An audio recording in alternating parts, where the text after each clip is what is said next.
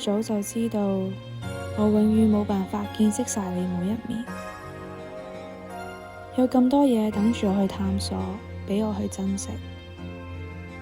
不過我不嬲都知道，我哋嘅日子終會有一日走到盡頭。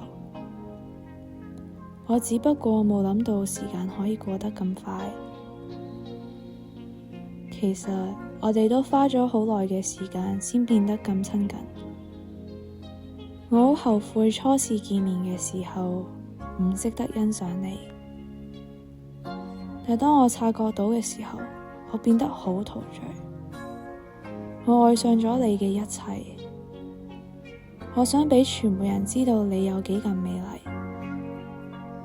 矛盾嘅係，我同時希望你永遠維持我嘅小秘密。但係對於一件咁非凡嘅事，我點可能保持沉默呢？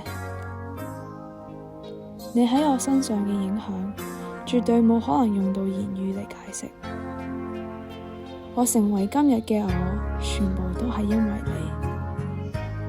即使我依家要同你告別，我都會永遠珍惜你。又或者將來，我哋嘅命運又會再次相遇。相信我哋會改變，甚至認唔出大家。但係香港，你永遠都係我。